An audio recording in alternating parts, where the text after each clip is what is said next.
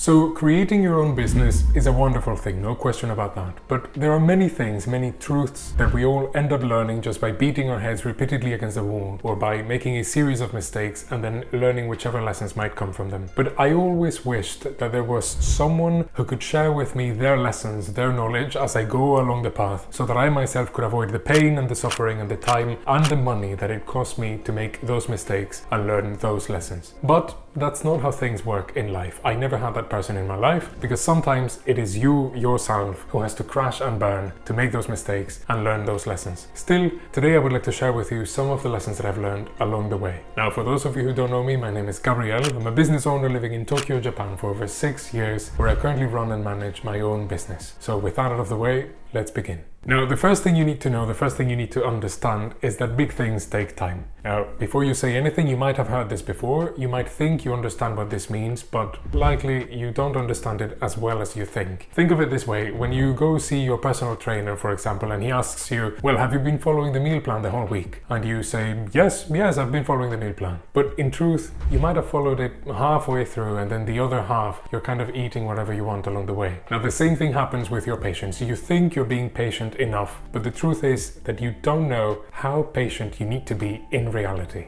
Big things take time, and success rarely happens overnight. And if you're like most entrepreneurs, you dream, of course, of building this big, unique business. But to do that, you're lacking a crucial ingredient: patience. If you want to build something big, you need also a big amount of patience, resilience, and a long-term oriented perspective. You need to be able to look forward in time, 5, 10 years if you can. Now, unfortunately, personally, I've always had some trouble with this because, well, I consider myself to be a late bloomer in that regard, frankly. Maybe some of you can relate to this, but things are as they are. Now, every time that I've been frustrated by things not working, whether in my previous career or in my current businesses here in Japan, I've noticed that it's always because of my own lack of patience, because of my own ignorance in terms of how patient I need to be. So I found myself constantly trying to push the results out before they were actually ready, or maybe even before I had actually done the necessary work, just like trying to force a tree to grow faster than it should and then getting frustrated or depressed when it doesn't happen. So if you want my personal advice, the first thing you need to do is accept that you're ignorant. You didn't know how long it was going to take, you didn't know how much you were going to need to work and how long you were going to need to work, and believe me, it's going to take longer than you think.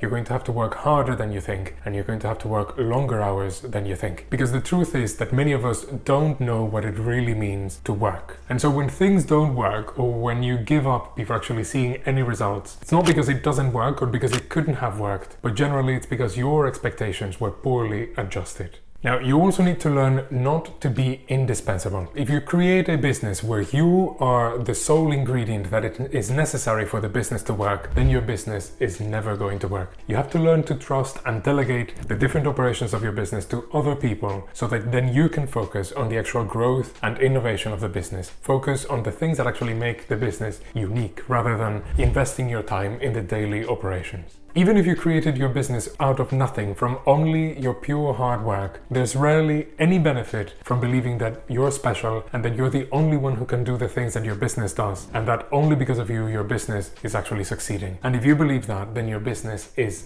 dead.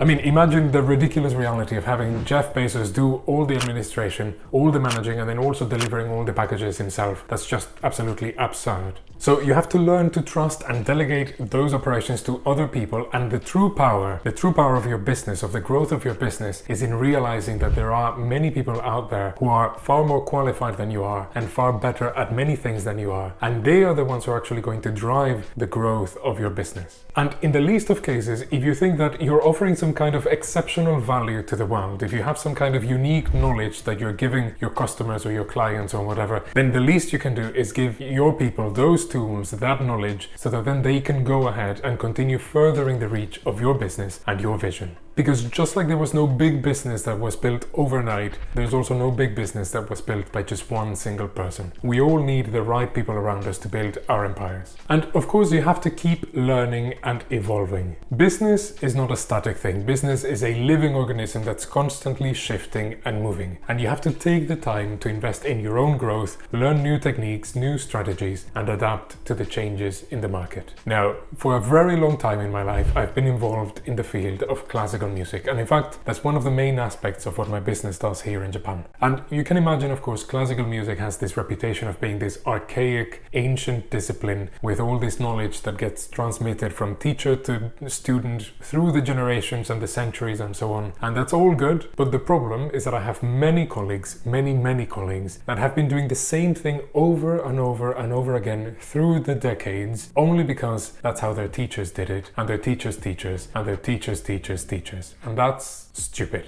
Why is it stupid? Well, because at the same time they're also complaining that things don't work, that it's a tough career, that there's no growth, that there's no progress, and that it's tough to survive. And yet they don't do anything about it. Every day they continue coming back and doing the same things over and over again, and nothing ever changes. And I personally know very close people to me that have been doing the same thing for decades and have absolutely no growth to show for it. And that's one of the main things that I'm trying to do here in Japan with my company, trying to innovate things and disrupt the market to prove that it all depends on how you use the tools you have. Of course, some boats are better than others. There are quicker ways to becoming a millionaire, but there are businesses out there who are making millions of dollars a year just by picking up dog waste off the street or selling paper towel dispensers for public restrooms. So, like I've said before, if you're not able to grow your business, is most likely because you don't know how to use the tools you have. Any business can be turned into a very profitable endeavor if you know how to use those tools properly. The problem is that many of us actually lack that knowledge, so you have to invest in your own growth and in your own knowledge. And now you have to understand that yes, passion is very important. It's very good to be passionate, but you also have to be pragmatic about it. Being passionate about something is very good. It's great. It keeps you motivated. It makes you want to do it every day. But if you want to achieve something great in life, you also have to have objective goals, a clear strategy, and do it in a way that's also sustainable into the future. Now, of course, that doesn't sound like the most exciting thing in the world, but the truth is that you'd be far better off doing the thing you're good at rather than doing the thing you're passionate about.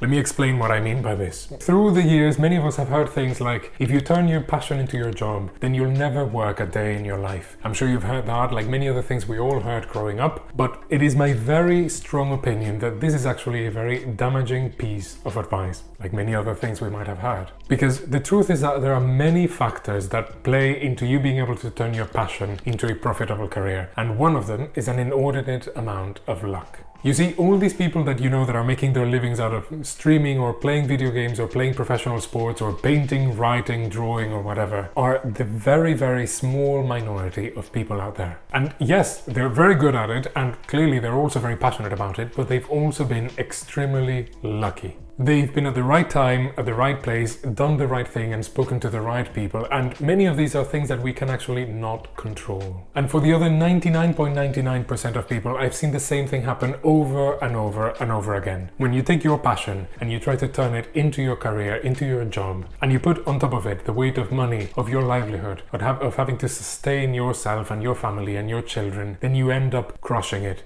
and destroying it, and maybe even hating it or resenting it for being the catalyst of your current state in life. So my honest advice is find the thing you're good at. Maybe you've always been passionate about painting or about music or whatever it is, but on the other side, you've also always been very good at keeping your finances in order. So think about it. You might be far better off becoming an accountant, for example, and actually making a very good life out of that, because everyone needs your services. Everyone needs to have an accountant. So you can make a very good life out of this, a very good business out of this, and then do your passion, do the thing you're passionate about during your free time. Do it out of the love and joy that you have for it. And that's actually the real, true way to cultivate your passion and to treat it with the respect that it deserves. And so the quicker you realize this and you shift directions without actually destroying or damaging anything around you, the far better off you'll be. So as always, these are some lessons I've learned in my life and I hope you found them useful. Let me know down in the comments if you have any questions or if there's any other videos like this that you'd like to see. And if you'd like to learn more about life in Japan as an entrepreneur, then make sure you watch this video right here. And in the meantime, take care and I'll see you next time.